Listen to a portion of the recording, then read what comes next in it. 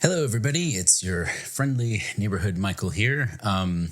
Unfortunately, we don't have a brand new episode for you this week. We're going to re-release episode 159, The Junk in the Front. The reason is that I have had quite a crazy month, and we are sort of moving quite unexpectedly, just locally. And, you know, it's not a huge deal at the end of the day, but it is taking up an inordinate amount of time, and I haven't been able to get back to LA to record. So we will be releasing this episode today, and then in 2 weeks, we'll be back to our regular schedule, probably doing an online episode to kind of help fill the gap while we unpack, and then back to in-person, which we definitely prefer on this end. So enjoy, and we'll see you in the next one. This episode is brought to you by Cruising Bears, a global travel community built on giving bears, chubs, and chasers the ultimate vacation escape. Visit bigfatgaycruise.com for details.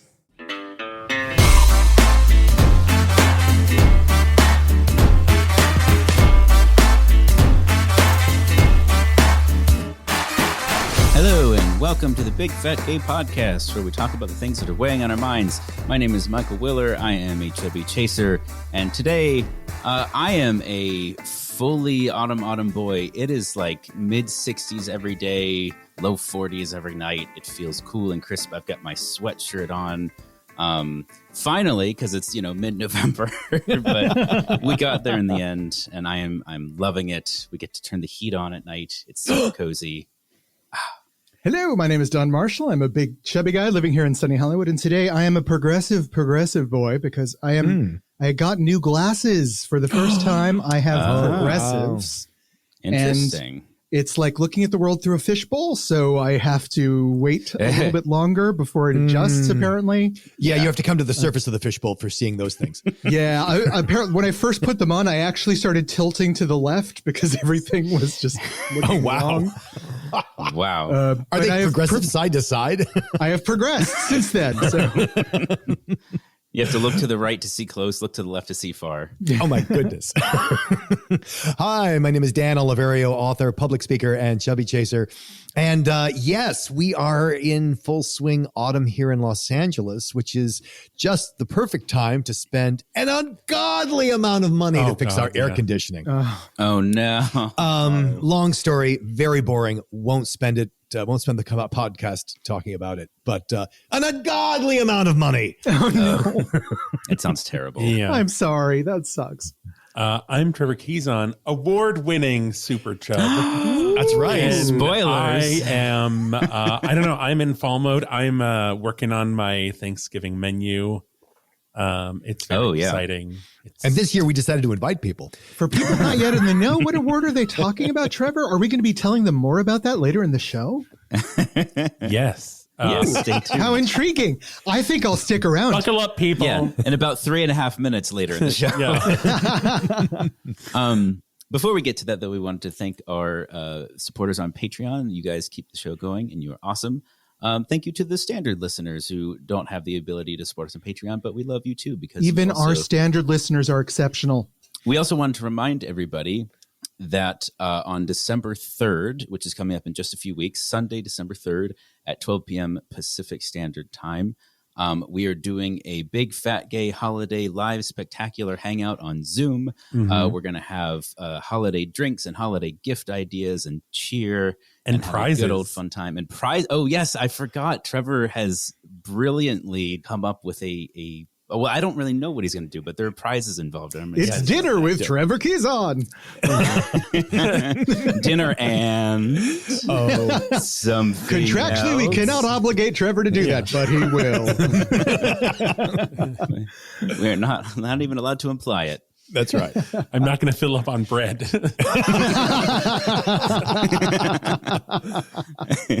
What else we got in the pipeline? Dawn and Trevor, Minisode boys in the near future. What y'all talking about? Kind of like the taking in fat jokes as fat people, and like sometimes it's okay, and why is that? And a lot of the time it's not okay, and you shouldn't. Especially when it's made by fat people. We'll get into that. Yeah, that kind of strange thing and how to feel slimed or not slimed. That should be fun. I'm looking forward to that conversation. Yeah.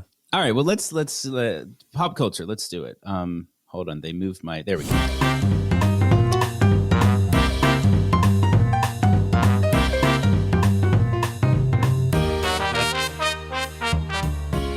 I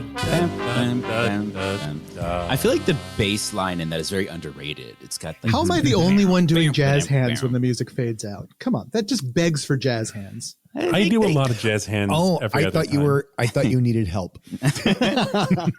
thought you were silently screaming. Yeah. What do we got first up in the pop culture hopper? Well, Since this one deals with medicine, we're going to shove it at Dan very aggressively. Okay. So the Wall Street Journal, is talking about the next hot obesity drug. It's so hot you can't even get it. Except on the gray market. Because that's how medicine works these days. Yeah, so the black market is where you buy stuff you can't buy legally. The legitimate market is where you legitimately buy stuff. And the gray market is where you can kind of get it for legal if it's almost the thing you want. And so basically... And it's not regulated. Yeah, if it's not regulated. So the drug company was Eli Lilly. Yeah. Yes. Yeah. So Eli Lilly is coming out with just the new super coolest weight loss drug. It's a semaglutide. I don't think it is a semaglutide, but it's the point is that it works. They're calling it a triglutide. I thought it was a retrotrutide. Yes, the point That's is what it's called. The point is that it is another a next level appetite curbing suppressant drug like semaglutide in Wegovy or Ozempic.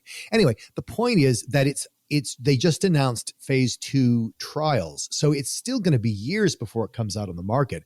Yeah. But because in doing any study, you have to talk about a little bit about the drug without giving away proprietary information.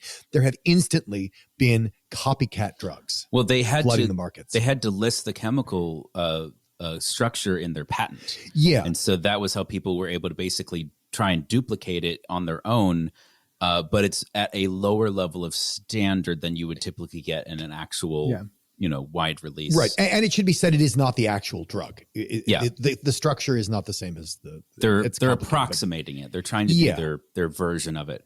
But that sounds very appealing when the real thing isn't available. And so this is the best you can acquire. And it promises to be even more effective than what's on the market today, if you consider that effective.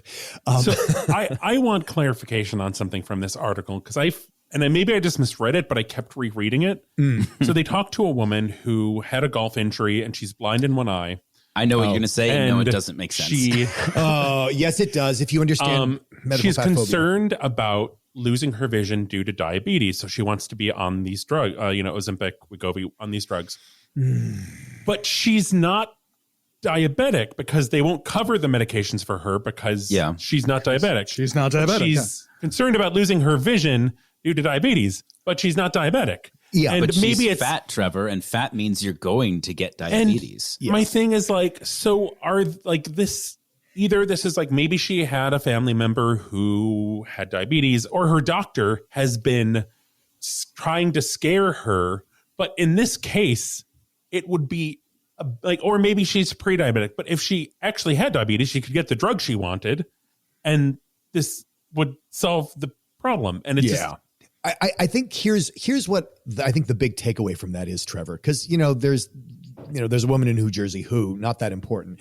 I think what is important is that we are at such a state of medicalized fat phobia that fat, as Don was saying, fat equals any disease.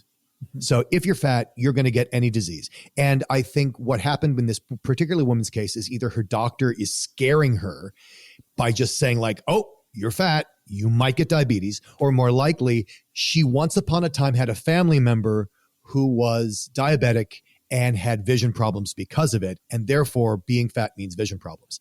So the point is, it's this little medieval village of rumors about fat because anything fat is bad. So the takeaway that I want to put a flag in, though, is the journalist didn't think to or even need to clarify that. Yeah. That was just bother. All of that was a perfectly legitimate assumption on the point of view of the journalist who writes the article. I don't think it got cut. I just don't think it was necessary to explain because fat equals death in all cases, always. Yeah. I'm just like, it's so frustrating. For me, this article just underlines the fact that we live in a society that puts so much pressure on fat people that they're willing to put unexperimented drugs into their bodies. Yes. Like, Yes. That's the biggest one. Like literally, this is not taking Ozempic, something that has been tested by, the FDA, by drug companies and all that crap. Well, it ain't going to kill you right away. This stuff is made by compound pharmacies based off of their in-house formula that is based on something that hasn't been fully tested yet. That's Frankenstein. If you're lucky. Shit. Yeah. If you're not getting random like horse pills or something. Which has been And I should occasionally have been problems when you're mail ordering these medications from foreign countries. Absolutely. Right. Yeah. Or even not so foreign countries. Yeah. We will post links to the article. I'm just going to throw this out there. I don't necessarily recommend reading this one. It's a tough read. There's some stuff in there that we didn't cover that's really kind of gross and slimy. And I don't know that you can check it out if you want to. I think we've covered it pretty well personally. But next up, this one will be a real shock. Not quite as bad. People will be stunned by this one. So according to scipost.org, mental health publication. Yeah. So I have to say, I thought this was interesting, but I was like, what the hell is PsyPost? When it came up in the thing, and I'm like, is this like PsyOps? Am I going to be in a video game? It's psychic journalism. Yes. Yeah. The headline is surprisingly few hashtag body positivity videos on TikTok actually contain messaging related to body positivity, study finds. So I think it's good and bad, because on the one hand, they found that the videos that did talk about body positivity focused on body positivity, and they didn't deviate from the body positive message. But of majority of videos with that hashtag don't talk about body positivity at all. And they address they're hosted by kind of standard sized, blonde, pretty women who kind of talk about like self-care or like, self-acceptance. But they don't really, I personally, I don't have a problem with this, because it's really the problem of hashtag body positivity. Body positivity is a marketing platform to address not feeling like crap about your body, no matter what your body looks like. That is body positivity in a nutshell. It has nothing to, it is a far cry from, fat rights or fat liberation or anti-fat bias. It is not that. It is just, hey, don't feel like shit about your body. And what they found was that in 2/3 of these cases, I think 67 point something percent, it simply was that there were no images, not necessarily text, but images that were not overtly body positive. They just weren't body negative. And that's why they also found that a very tiny percent, like 0.4% or something, where it said hashtag body positivity was actually, contradictory or shitting on body positivity. So like it was in that sense truthful. It wasn't body negative. Was it body positive? Yeah, usually not.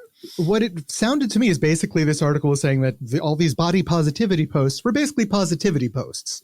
It didn't necessarily have anything to do with the body. It was just be nice, be good, let things roll off your back. But it's not addressing the thing that was raised by the issue. So it's not a terrible thing. Right. Isn't breathing fun? Isn't it great to feel good? Yes. Yeah. Thank you. That's a great message for everybody, including me, but it wasn't the message I was looking for today. Right. I thought the statistic it was, I think 6.4% of posts contained objectification. That caught my eye. And then I think it was like 4.3% of the videos had men. And I would be curious of the crossover of the statistics of the objectification and the men, because I know so many like Chubs, Gainers, Bears who use hashtag body positivity on their thirst traps, where it's like, I mean, it's not body positive, but like this is a thirst trap. Like it's. Well, I would also like to put in here that, what did you say it was, like 6 point something percent, Trevor, were objectification? Yeah. Okay. I think if you watch the Super Bowl, I think it would be like 60 point something percent are objectification. I mean, using women to sell beer, using women to sell blah, blah, blah, using women to sell, I mean, yeah. I think it'd be much higher in a non-hashtag body positivity realm.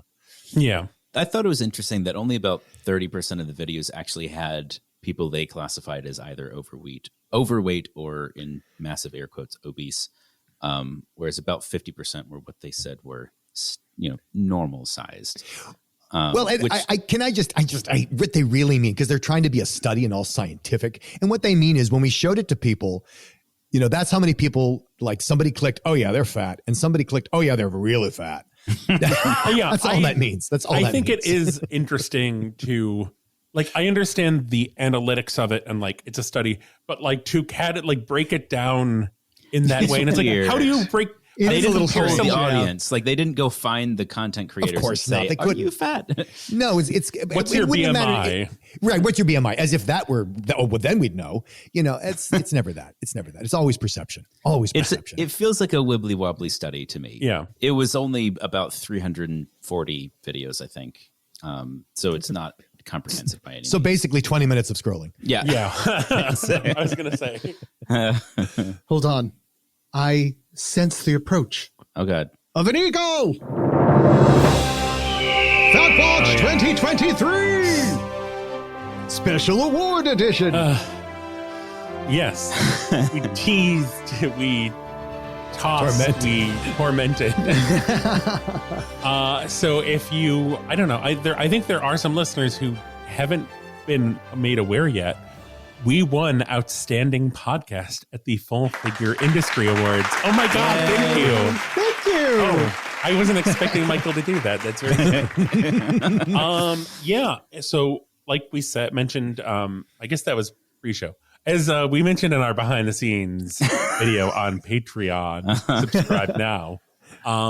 We went to New York for the Full Figure Industry Awards. Third annual. Yeah, and remind me, the Full Figured Industry Awards is a creation of, and remind me of the magazine's title, Trevor. It's Queen size. Queen Size Magazine, which is a plus size magazine, really coming out of the full figured African American experience in Brooklyn. It's very much centered there, but it has encompassed pretty much everything. And it's a 3-year-old award that is looking at what are the contributors to the full figured industry, whether it's fashion, whether it's podcasts, whether it's anything. Yeah. So as Trevor said, we weren't really sure what to expect. And this, we've mentioned before, but thank you to the listeners who put us up. We didn't know this existed until we were nominated by listeners of the show. And then people went and voted for us in the initial round of kind of whittling down nominees. And then afterwards, the Full Figured Industry Awards picked from finalists, of which we were one of 4. And we won. And Trevor and Dan were actually there. What was the experience like? What was it like? Yeah. So Tell us about the red carpet. Well, actually, I think the red carpet had been rolled up by the time we arrived. We were not there for the red, but there was a red carpet. There was a red carpet. Yeah. Why, you guys were trying to be fashionably late, and you just ended up being late. So when you guys got there, what was the first thing you saw? How did you make your way to your seats? What was it like? There were all these amazingly well-dressed people taking photographs of each other. They were in front of step and repeats. There was video. It was really like showing up to the Academy Awards, like a very miniature event, very miniature Academy Awards, which was a something that would be repeated later. You go into the audience, and there was a lot of music playing, and it was great. I think the thing that stuck out the most to me was just how slick and polished and professional the whole awards presentation was done. Like on the Academy Awards where they have all these graphics, that was present in the hall. Wow. Like they had, I think it was PowerPoint, but it was just the most seamless PowerPoint presentations going between, like, here's the awards, here are the presenters, here are the people up for the awards. And it was amazing. It's so smooth. That's nice. Yeah, Trevor sent some pictures, and I was impressed. And we didn't get a sense of the whole space, but we got the stage, and I was like, "That's a massive screen they've got up there." Yes, really cool. It's huge. I was blown away by the number of. There were so many sequins. Imagine the most sequins you've ever seen in your life. Sequins are double making that. a comeback, I think. There were hats, a lot of fashionable hats. I was you never see hats anymore. I love hats. I should have had a hat. Well, it was very much in that spirit of the Sunday hat. It's just gorgeous. No, it was amazing. And we got to see several, podcast features win awards. Gianluca Russo, Bruce Sturgill from Chubster Magazine, Tigris from NAFA got the, what was it? The Community People's Service. Choice Community Service Award. Oh, wow. Nice. Amazing. That's awesome. Congratulations. Good for her. I gave a speech. I don't really know what I said because I had some ideas of things I would cover if we won, but like the second half of the show, I'm like, we're probably not going to win. I'm like, that's fine. And I remember we got a text from you guys saying, "Oh, I didn't write anything. I think it would be bad luck to come up with a speech." And then we're on stage. Yes. Yeah. Surprise! Very much like the war movie, like high pitched ringing in my ears as I stumble on stage and accept the award. Yeah, I was a little worried because I'm no stranger to public speaking. That's easy for me. But I'm like, Trevor really should talk. Trevor should be the one talking, right? That's true. Yeah. And so I'm like, do you want me to do anything? Is there a take it away, Dan cue that I should be aware of? And he was magnificent. He was absolutely magnificent and gracious and really hit all the bases. I couldn't have been prouder. And then I just talked about how so much of what we talk about on the podcast is a continuing conversation that was actually started by a lot of the people in that room. Because so much of fat activism and so much of queer rights comes out of the African-American experience, and just sort of acknowledging that those are nice. The conversations that we're having on the show are conversations that were started in that room. And we got we have 4 awards, so we each have one. Yay. Yes. Oh, I'm so excited. We're gonna have to take a next time I'm in town. We'll record in person. We'll take pictures. And we can put them on Patreon. Yes. They looked really good. They looked like they're They heavy, look great in your frosted picture. glass. They look like weapons. Like you could fight someone off with it. Well, I was saying that it's the perfect thing to keep on your nightstand Yeah. in case someone comes in, because there's a globe at the top, and you could really. It looks like a crack glass somebody. mace. Like you really could just club someone with that thing. Yeah. Yeah, not at all like a glass dildo. No, not like that. No. No, we're going with mace, Dan. Not bumped for her pleasure. Look, anything can be anything, guys. But I don't know. I guess speaking of bedrooms and nightstands and furniture, Oh yes. we're seamlessly transitioning to Oh, our very main nice. topic Yes. of we talked about this a couple episodes ago about the idea of like making your home fat friendly. What does that look like? What are your concerns about going to spaces that might not be fat friendly? Yeah. But thank you to everyone who reached out and either shared tips or just like, this is what I'm always worried about when I'm going to a new space. Yeah. Or friends or family's houses. So And Trevor has divided them up by rooms. I love that. yes. Yeah. So I mean, the big thing, I feel like the biggest concern for people was just the bathroom. Yeah. I got to say that is the big, as a chubby chaser trying to look out for my fat boy, that is the number one concern I have when we go somewhere is, trying to check out the bathroom or trying to preview the bathroom, because I'm usually the person booking the space. Yeah. And so trying to scope that out ahead of time, and hotels are not good with your bathroom pictures. Isn't it Oh my useful God. to have a picture of a bar of soap on a hand towel? If you're Oh my cleansing God. the Yes. You bathroom? have soap and towels. Thank you. Thank you very much. Oh, that drives me crazy. So the big thing was like just generally space and small toilets, which I've never really I've had toilets that aren't the biggest, but I didn't really encounter a small toilet until we were at Disneyland when we stayed at the Grand Really? Californian recently. Oh, boy. This was the smallest toilet I've ever seen in my entire life. Yeah. And I think jeez. because we booked an accessible room, but I almost think I'm like, is this a toilet for a child? Yeah. God. So it was. Wow. Here's what I think was going on. I think because it's Southern California, we have water concerns, so it was a smaller flow toilet, but also just a smaller toilet. Hopefully, maybe thinking they were going to free up more space around it by having a smaller toilet. There is also another facet of a toilet that people should consider if one is in the market for a toilet, and that is there are like toilets for quote unquote men and women, in that one is oval for men to accommodate the junk in front. And then there are just the round ones, which are usually better for women because they want more area underneath them. And so that oftentimes the older like if you think of like your grandma's toilet, it was probably one of these older ones where the bowl was just round. Yeah. not oval. Circular. And so, just completely circular. So if that usually tends to be really, really awful for anyone with a fat pad. Yeah. So the toilet here in our guest bathroom is exactly like that. It is, I suspect, very old, probably from the 80s or earlier.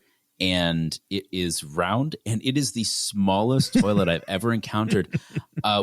When I used it the first time, I was like, my knees are above the height of my hips because I'm sitting so low I to the hate ground. that. And it was shocking. And our master bathroom is not like that. It's a newer toilet. And so I got, we have one of our suggestions on here, a Big John toilet seat, which has lift to it. It has a lot of height, as well as a lot of width, and it's just much bigger. I recommend the Big John toilet seats personally, and they have options, I believe, for round toilets and ovular toilets. I'm going to throw out a quick toilet reference to the bane of my existence, which no one can do anything about except architects. Architects, please listen to me. And I know where stop this is going. setting toilets in small receded alcoves. Yes. That is a fucking nightmare. I thought you were going to talk about the wall mounted. Oh, yeah. Well, I thought wall mounted. Oh, I hate wall mounted too. But both the of small them receded alcove thing, I'm not only broad at the bottom, I've got broad shoulders. And so when I'm in there, it's like I feel like I'm in a coffin trying to take a poop, and then I can't. No. Yeah. This is not okay. You know, but see, We have this problem, Don, we have that in our master bathroom, which I try to avoid using that toilet for that reason. But there are times where it's like you just get to, I don't know, feel like you're Hulking out. trying to climb up a cave or something. Like, I'm picturing you trying to take a dump suspended 3 feet up on either wall. It's very Mission Impossible. oh boy. That's how Tom Perhaps Cruise gone off goes the rails every here. day. So besides toilets in the bathroom, we also have the various configurations of showers. Yeah. And Yeah. Oh, we have so much to say about this. I do.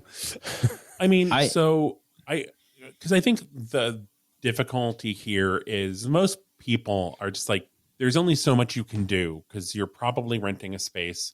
Yeah. So like, Even if you're not renting, just the demolition and reconfiguring it is prohibitive. yeah. But so like they have the curved shower rods that kind of give more space because I don't know.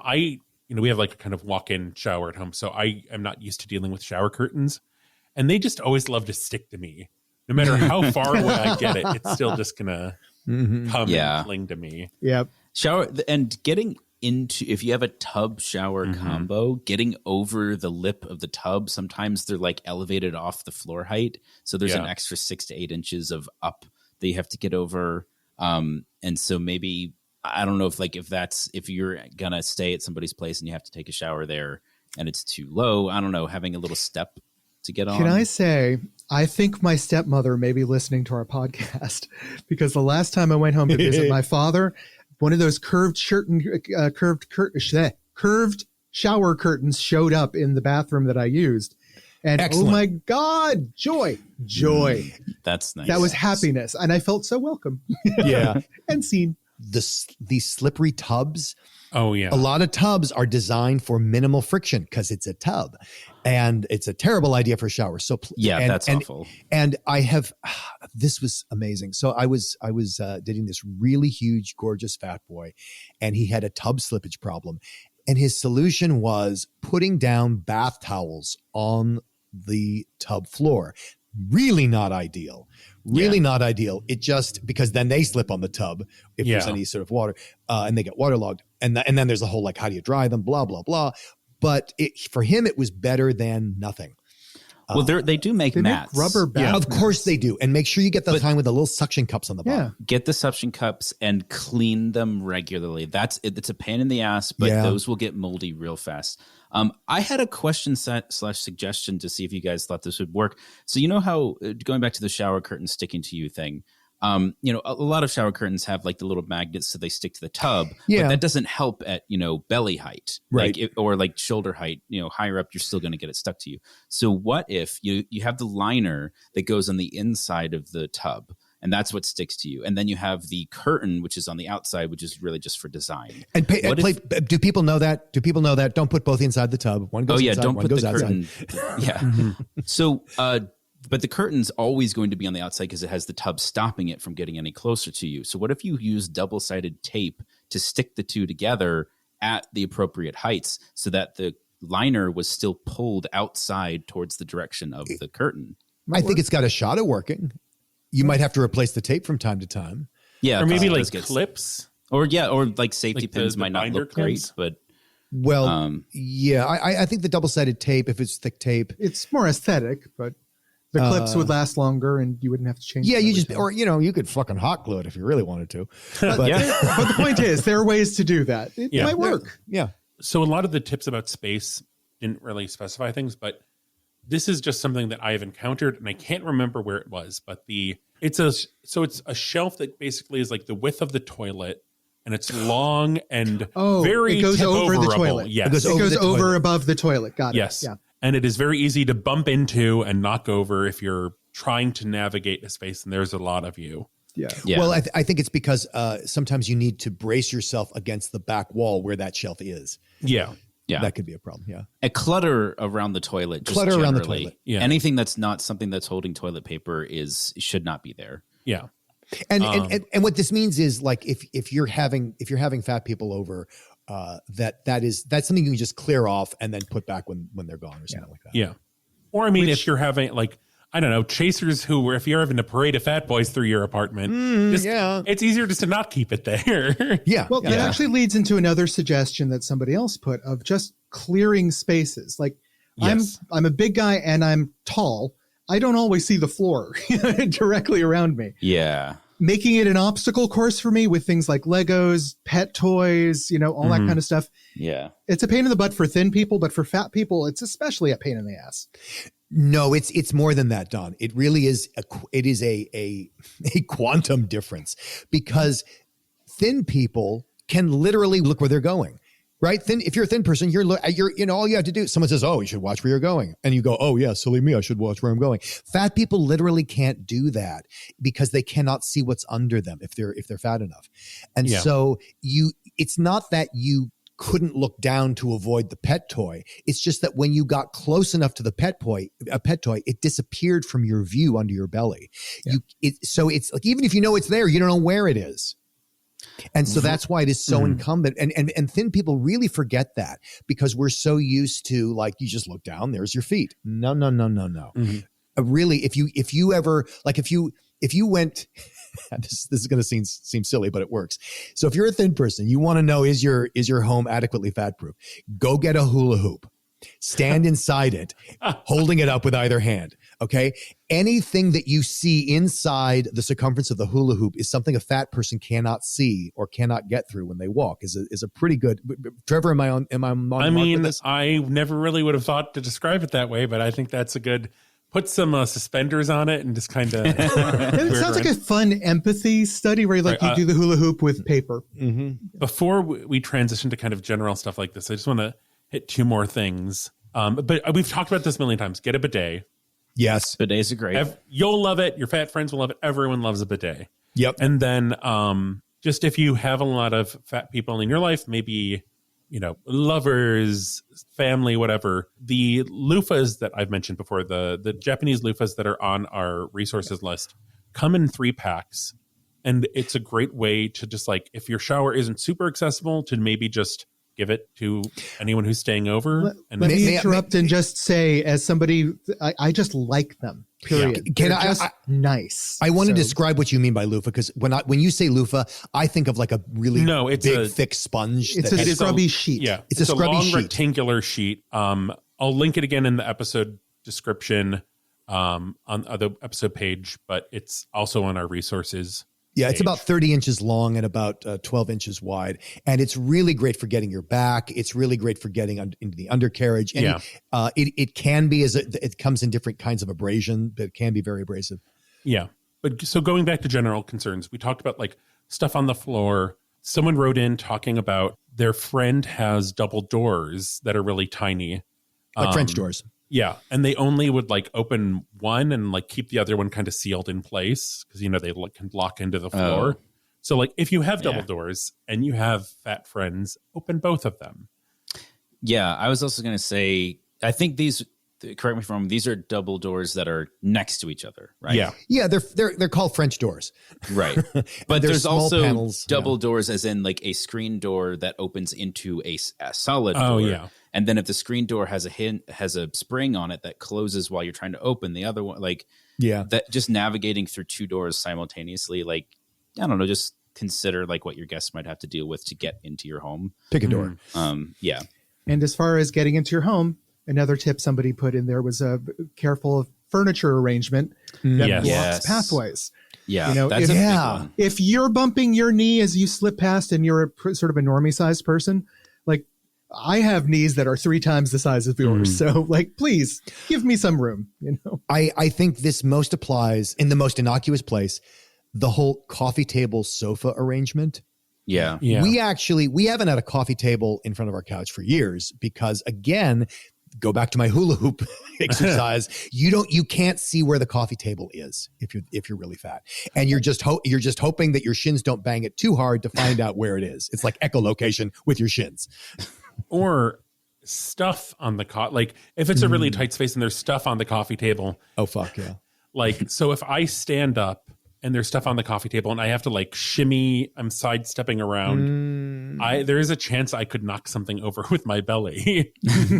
I was going to say a rule of thumb, like, because I think a lot of straight sized people, particularly like not necessarily chasers if they're considerate, but like allies who are not in the world, but want to be prepared.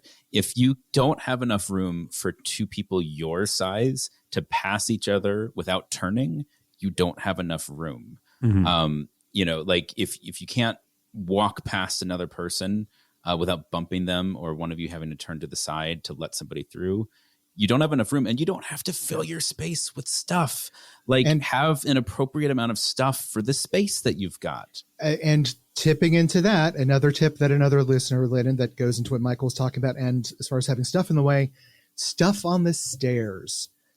No house should have things on the stairs. No. But if you're going to have large people who have difficulty seeing what is directly beneath them as they're going down the step, putting a stack of books to the far left, maybe not the best place. Oh, no. What people love is putting plants on the steps. I haven't seen that. Like maybe outside, like on the front steps. Outside, yeah. On the stoop, yeah. And I mean, if there's plenty of room, that's plenty of room. That's fine, because you can see the plants on one side as you approach it. But again, just remember, you have to take into account that people cannot see underneath them. And if it's blocking access to the railing, then that's just idiotic. Yeah. I would. So when railings are loose.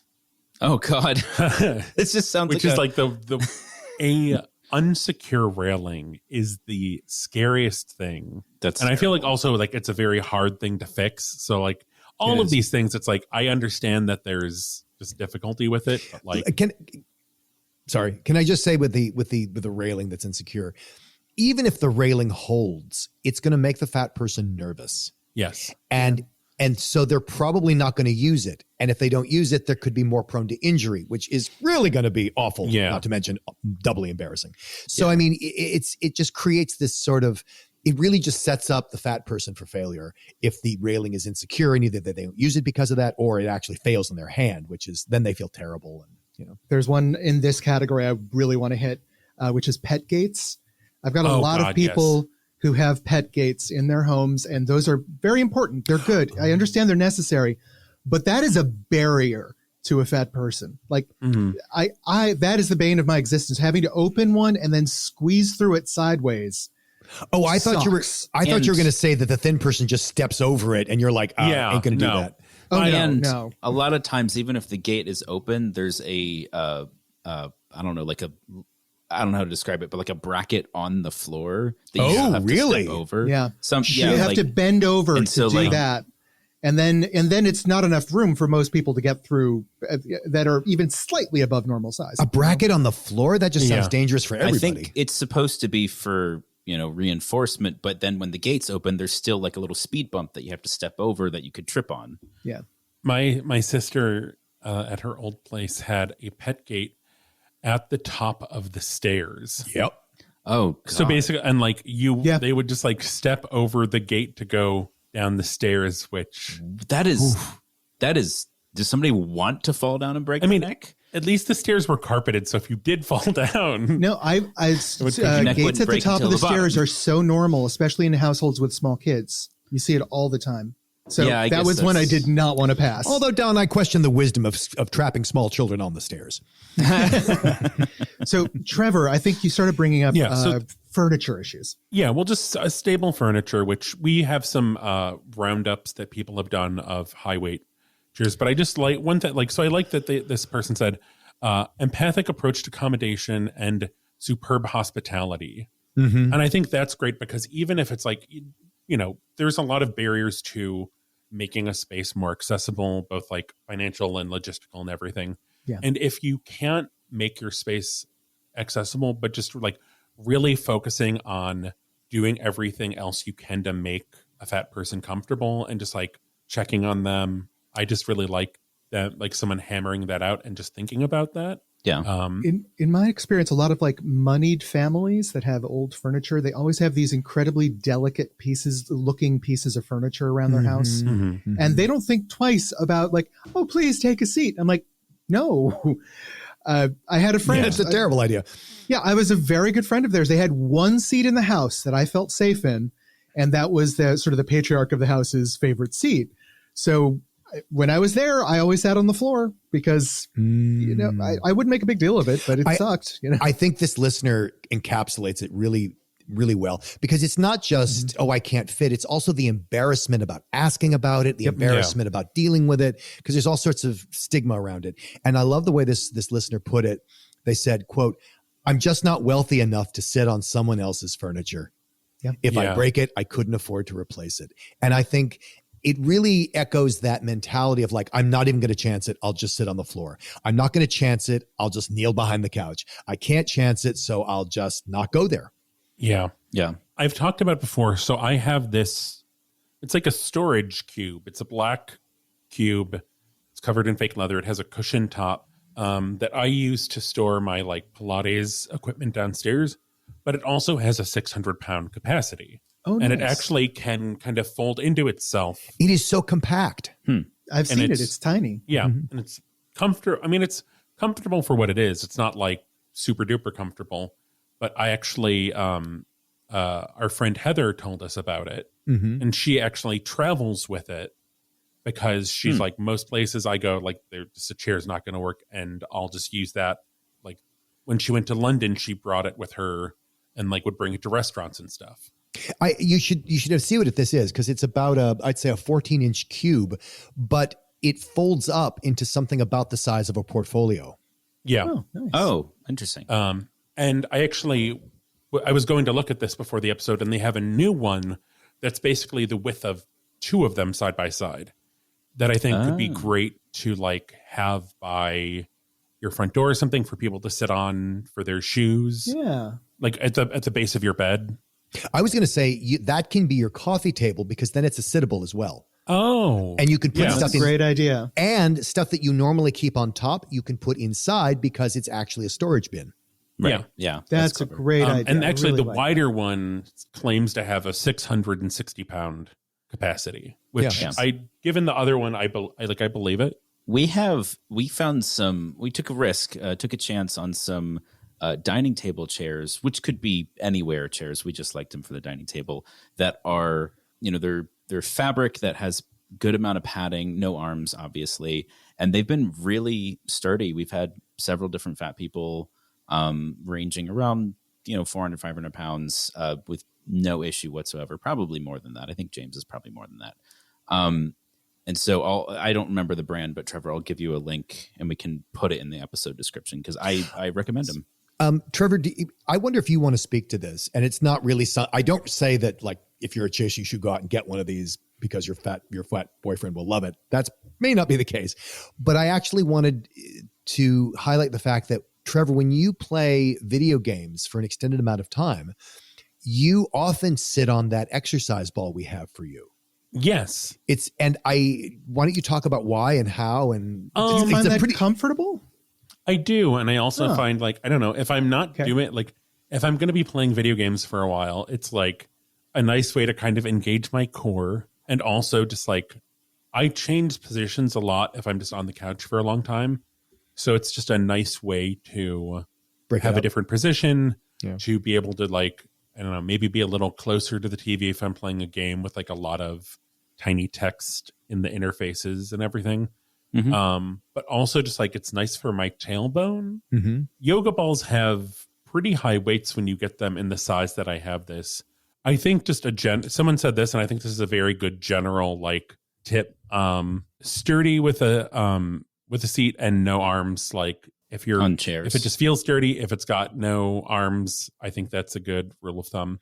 I think if you're a chaser, this might be a way to test a chair. Number one, it cannot have arms. And number two, would you stand on it? Would you get on it like you're going to put one foot on it and lift yourself up and stand on it? If you would do that and not feel like, oh God, it's probably good enough. It's probably sturdy enough to put your fat boyfriend on. Yeah. Yeah. And construction materials factors into a degree. Like you don't want anything wicker. No. Nobody likes that. One more thing that I feel like a very unique tip, because I think there's some intimacy to it, but I think this would be good for like if you're bringing home fat people, you're dating fat people, and your space is not accessible, offering help with shoes, I think is just a really great thing. I think even just for your chub friends, Dan has a lot of experience on this. I have a lot of experience with this, and you want to be a little sensitive because you don't want to say like, oh, I see you're really fat. Should I put your shoes on for you? Like you can't do that, right? So the language that I prefer to use is something like you see someone doing something and you say like, oh, would you like some help with that? And they can say yes or no, and that's the end of the conversation or the beginning of the conversation, depending on the response. But just, would you like some help? Yeah. I also find that this isn't always helpful for fat people, but a long shoehorn, like 3 foot long shoehorn, It's actually for boots, yeah. Mm-hmm. Yeah, and they're compact, like they can just hang up in a closet. That can be helpful. I'm sure there's plenty more. Listeners, if you guys have any responses to any of these things or any follow-up stories, tips, etc. that we didn't cover, let us know. We'll share the social media stuff at the end of the episode. But I have a tip, kind of, not really. Cautionary tale. A cautionary tale is more like it. So I mentioned a couple episodes ago that Michael and I were going to go to the newly built Sphere performance venue in Las Vegas. High tech, brand new. If you haven't heard about it, check TikTok. It's everywhere. And we were really excited about it because when we bought the tickets through Ticketmaster, they had all of these amazing accessibility options mentioned, specifically not just for wheelchair accessibility, but also for size accessibility. These chairs are wider and all of the arms come up. They're made for like people of size. Like it was great. It was really. What happened, Michael? Not the case. Not the case, people. It was so frustrating. The venue itself is fairly accessible. They've got lots of escalators and elevators that you can get around with, but it is large. So you do need to be able to move yourself pretty long distances. It is incredibly vertical theatrical space. So like the seats go up the edge of the curve of the Sphere. And so to walk down the row to get to your seat, it is, I would estimate a 45, 50 degree incline. I think 45 is actually correct. Yeah. Like of concrete steps. There are railings, obviously, but it's a very narrow walkway, very narrow. I was brushing seats and the railing in order to get to where we had purchased seats, which was at the very back. It was the very last row. But they were standard seats. They were smaller than airplane seats. Only the armrest on the very, very outside came up, and the seat wasn't big enough to accommodate even with the armrest up. And so we talked to the usher, and he just looked at us blankly and said, "We don't have any seats like what you're describing." Like literally, the description on Ticketmaster does not exist in their space at all. Wow. Total lie. I don't know how that miscommunication happened. But we got lucky, and this is where the tip comes in. The people behind us were up on a raised platform, which was the actual last row of seats. It just wasn't part of the stadium seating. It was on a platform, and those were folding chairs that were like reinforced metal folding chairs. They looked very sturdy, and those people weren't happy with their seats, so we swapped with them. Perfect. And so it was me, my partner Michael, and our friend James, who's very tall and very fat. They said the seats, as far as weight was concerned, felt fine. They were sturdy. But they were low enough to the ground and close enough to the railing that their knees were really hurting, like halfway through the show. So overall, that is agony. yeah, I hate that. the only place in that space that is remotely fat accessible is the very last row in those folding chairs. And who knows how to book those, because Ticketmaster is, owns everything and is terrible. So overall, I don't recommend it, honestly, until they change those things. And who knows, like, how they would even communicate that stuff, given that, their communication with Ticketmaster is just non-existent. So this is a very sad tale. So Don, cheer us up with a bit, please. Okay. Well, since we spent so much time discussing furniture today, I thought maybe we could take a little journey into the wonderful world of the history of furniture. Oh, I love that. Okay. We've had a long and ever-evolving history with furniture ever since we first realized that rocks were hard and our butts were soft. And evidence supports this because we have found the world's oldest furniture in Scarabray, Scotland, where they have these stone beds, wardrobes, and shelves for dishes that date back to 3100 BC. Wow. Right? That is the oldest known furniture. So we knew that they were just using stone, which was just basically piles of rocks that you'd sleep on because, wow, that sounds comfy. But stone may last, but it's not comfortable. Wood furniture, we find, can be much more comfortable, but it took a while for us to make the tools needed to create wooden furniture. Which civilization was the first to create true wooden furniture? A, the Babylonians. B, the Egyptians. C, the Greeks. Or D, the Romans. Babylonians. Okay, we got one for A, the Babylonians. I am also going to go with Babylonians. I have no idea. I'll just say that. I have no idea. Babylonians, final answer. I'm going to go against the grain and say Egyptians. Okay. And Trevor once again leads the way. God damn it. What the fuck? What, the Babylonians didn't sit down? What the hell? The Egyptians were the first to use things like joinery and that sort of stuff, and they created these chairs that were made of crafted wood with ivory and hide, and it was really our first wooden furniture. So the ancient Greeks tended not to be very focused on furniture in their homes, really, but there were two pieces of furniture that were considered the most prized in the Greek household that wanted to show off a little bit. The fucksling. What were these two features?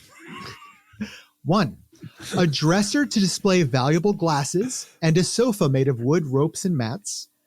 Two, a bed made of ropes and wood hide and a wardrobe. Three, a chair for the patriarch made of wood and ivory and wooden stools for guests. Or four, a quote-unquote bookshelf for scrolls and a padded chair made of wood and leather stuffed with wool to read on. I'm going to going with say 3. bookshelf. Okay, we got one for the chair the patriarch made and one for the bookshelf. Trevor? Yep. The ivory chair and guest Ivory chairs, chair? which I guess is 3. All right, on this side, we just do not have Greek priorities. The dresser to display valuable glassware and a sofa made of wood and mats was apparently like the height of fashion in ancient Greece for a wealthy household because you wanted to show off your glasses. All right, final question. This one is Price of Right rules. Whoever gets closest to the year without going over will be the winner. Oh my. While everyone can appreciate the solidity of stone, wood, and metal that can give to furniture, sitting or lying on a cloud was always the image mankind used to describe the ultimate comfort, just like big fig mattresses. Okay, anyway, after years of dreaming, the aerospace company came along and invented the world's first inflatable furniture. When did the inflatable furniture first arrive on the scene? So let's lead off with, we're going to go with Trevor last. Well, it had to have been after the invention of plastic, I would think. Mm-hmm. I'm going to say 1955. Okay, we got 1955 as our starting point. You want to get as close to it without going over. I am going to guess 1960. I was going to say 1960, so I'll say 1962. Okay. And once again, our champion for the day is Trevor Keys. Damn it. What was the year? Well, how close did he get? 1967 was the first year that you had a Okay. company that came out and started mass producing them.